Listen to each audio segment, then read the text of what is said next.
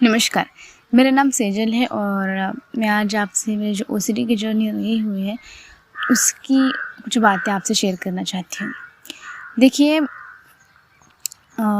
मेरी जो जर्नी रही है हालाँकि बहुत ही कम महीनों की रही है और इसलिए मैं अपने ईश्वर से भी बहुत ज़्यादा थैंकफुल हूँ कि उन्होंने मुझे जल्दी से जल्दी इस ओसीडी के जाल से बाहर निकाला और इसे ओसीडी के खेल से अवगत कराया। देखिए जब हम बहुत ज़्यादा स्ट्रेस में होते हैं, बहुत ज़्यादा एंग्ज़ायटी में होते हैं, तब हमारे पास ना उस स्ट्रेस को, उस एंग्ज़ायटी को झेलने के लिए डबल ताकत होनी चाहिए मेंटली। तभी हम इन चीज़ों में नहीं फँस पाते। हम मेंटली जब स्ट्रॉन्ग होते हैं ना, तब हम किसी भी तरीके के स्ट्रेस को झेल सकते हैं। अगर नहीं होंगे तब कोई भी चीज़ किसी भी रूप में हमारे जीवन में विस्फोट कर सकती है, जैसे कि ओसीडी ने मेरे जीवन में की। 3 साल से मैं बहुत ज़्यादा स्ट्रेस में थी और मैं यूपीएससी की तैयारी भी कर रही थी, मतलब आज भी कर रही हूँ और बहुत ही अच्छे से मेरे इससे तैयारी हो रही है। मेरी माताजी बीमार थी और घर में कोई अपना बीमार हो और बहुत ही उसकी बुरी कंडीशन हो तो हम पर क्या बीतती है, और ख़ास को वो हमारे माता पिता हो तो आप जानते ही हो। 28 मई को यूपीएससी का रिज़ल्ट लग गया था। तब सब एक्सपर्ट टेंशन में थे कि किस तरह का पेपर आ गया, अनप्रेडिक्टेबल, और कैसे तैयारी की जाए। तो मैं भी टेंशन में थी, तैयारी कर रही थी हालांकि 2-3 साल से। मेरा अभी ग्रेजुएशन कंप्लीट हो गया तो टेंशन थोड़ा बढ़ गया था। तो उससे एक हफ्ते पहले मुझे थोड़ा मेरा बीपी हाई हो गया था क्योंकि घर में कुछ झगड़ा हुआ था उसी कारण, और मैंने चेकअप करवाया, बीपी थोड़ा सा बढ़ गया था और मुझे थोड़ी सेटिस्फेक्शन नहीं मिली, तो इसलिए मैंने और कुछ टेस्ट निकाले जिससे मैं और मेरा डाउट क्लियर हो जाए कि सब ठीक है। तो मैंने टेस्ट निकलवा लिए तो सब नॉर्मल था उसमें भी। फिर वो भी सब ठीक होया। मैंने ध्यान किया और अपने मन को समझाया कि ऐसा कुछ नहीं है और ये सब फालतू की बात है, लेकिन वो शुरुआत हो चुकी थी। फिर क्या होगा, मुझे बचपन से कभी कभी ऐसे थॉट्स आते थे, ख्याल आते थे, पर वो नॉर्मल थे कि रिलीजियस ओसीडी के बारे में, भगवान के प्रति बैड वर्ड्स निकलना, लेकिन वो 2-3 बार होता था, फिर मैं अपने माइंड को डाइवर्ट कर देती, वो फिर मैं भूल जाती थी। उसका कोई इतना मुझे प्रॉब्लम नहीं हुआ नॉर्मल लाइफ में। फिर एक बार मुझे आज तारीख भी याद है, 1 जून 2023। आज मुझे तारीख भी याद है, 1 जून 2023। रात के लगभग 8-9 बजे हम सब बैठे थे और उस वक्त एक आदमी आए हमारे पड़ोस के, और एक विषय निकला जिस विषय में डेथ पर्सन के बारे में उन्होंने कुछ कहा कि उस पर्सन की डेथ इस तरह से हुई, उन्होंने सुसाइड किया और उतनी पत्नी भी एक साल बाद उनका देहांत हो गया। तो ये समाज में फैला हुआ था कि उसने पत्नी को, वो उसकी आत्मा ने उसे अपनी पत्नी को लेके चला गया।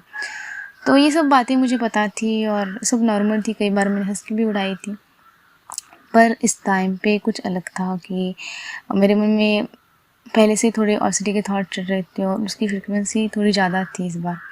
तो मेरे माइंड में इतनी तेज़ी से बहुत सारे विचार दौड़े उस डेड पर्सन के बारे में। वो इतने में कभी अपने जीवन में कभी ऐसे विचार मेरे मन में आए ही नहीं, और इतने तेज़ी से विचार वो आए कि मैं बहुत ज़्यादा डर गई कि मैंने इसे कैसे ही सोच लिया। और मैंने ये सोचा कि अब मैं सो जाऊंगी और सोने के बाद जब सुबह होगी मैं सब भूल जाएंगे, सब पहले जैसा होगा, नॉर्मल हो जाएगा। लेकिन यहाँ पे उल्टा ही हो गया कि मैं कुछ भूली नहीं और वो थॉट मेरे दिमाग में आता चला गया, और एक ही थॉट मेरे दिमाग में बहुत आता चला गया कि वो भी मुझे लेके चला जाएगा। अब इसका कोई फैक्ट नहीं है, इसका कोई ये सत्य बात नहीं, सच्चाई नहीं है, फिर भी वो मेरे थॉट आता चला गया। मैं डरती गई इस कारण कि ऐसा कुछ होगा, इसी कारण से मुझे डर नहीं लगा कि ऐसा कुछ होगा वाकई में। मुझे डर ऐसा लगा कि मैंने सोचा ही कैसा, और ये थॉट मेरे से छूट नहीं रहा, क्यों नहीं छूट रहा, बार बार क्यों आ रहा है। तो डरती गई फिर और वो थॉट ज़्यादा बढ़ता गया। 3 महीने उस थॉट से रिलेटेड मुझे बहुत कुछ विचार आने लगे, बहुत कुछ। मैं एक जगह ना बैठ पाती थी, ना एक जगह चैन से सो पाती थी। उस टाइम पे ना मेरे लिए सुकून से नींद लेना एक सपना हुआ करता था। तो ये सब चीज़ें चली। फिर धीरे धीरे मैंने क्या किया कि उसी दौरान मैंने 10 दिन बाद ही मुझे पता चला कि इसे ये कहते हैं ओसीडी।